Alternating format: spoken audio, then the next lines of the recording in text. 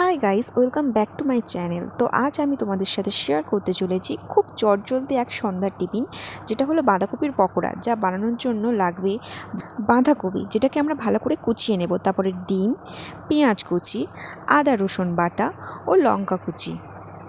তো আমি স্বাদ মতো নুন দিয়ে দিলাম, তারপর ভালোভাবে মেখে নেব। একে একে পেঁয়াজ কুচি, লঙ্কা কুচি, আদা রসুন বাটা দিয়ে ভালোভাবে মেখে নিয়ে পরিমাণ মতো হলুদ গুঁড়ো, লঙ্কা গুঁড়ো দিয়ে দিলাম। দেখো ভালোভাবে আমি মেখে নেব। তারপরে আমি অ্যাড করলাম সানরাইজের গোলমরিচ গুঁড়ো, এটা তোমরা অ্যাড করতে পারো। তারপরে দিলাম গরম মশলা।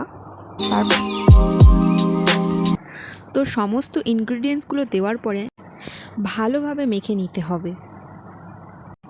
তারপর দেখো মাখার পরে কড়াইতে পরিমাণ মতো তেল দিয়ে তেলটাকে ভালোভাবে গরম করে নিয়ে একের পর এক বাঁধাকপির পকোড়া ছাড়তে শুরু করলাম।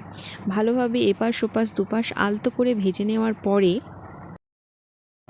একে একে আমি তুলে নিলাম।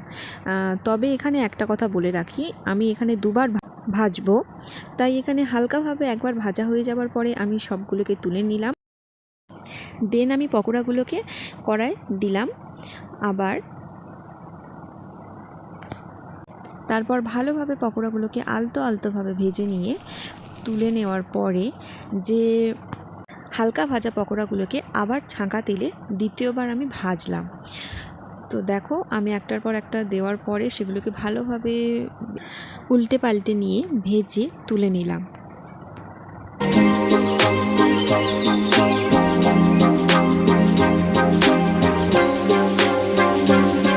তো তোমরা দেখতে পাচ্ছ পকোড়াগুলোকে ভাজার পর তুলে নিলাম। তো তোমরাই দেখো পকোড়াগুলো কত সুন্দর কালার এসেছে।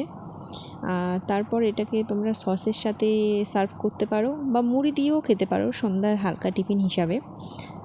তো আমার এই ছোট্ট রেসিপিটা তোমাদের ভালো লেগে থাকলে প্লিজ আমার চ্যানেলটাকে সাবস্ক্রাইব করো, পাশে থাকা বেল আইকনটাকে টং করে বাজিয়ে দাও, আর একটা লাইক করে যাও, আর কমেন্টে জানিও কেমন হয়েছে। দেখো আমি হাত দিয়ে ভেঙে দেখাচ্ছি কতটা মুচমুচে হয়েছে। তো আর দেরি কি, রেসিপিটাকে বাড়িতে ট্রাই করো, আর নতুন নতুন রেসিপি দেখার জন্য আমার চ্যানেলটাকে সাবস্ক্রাইব করে দাও।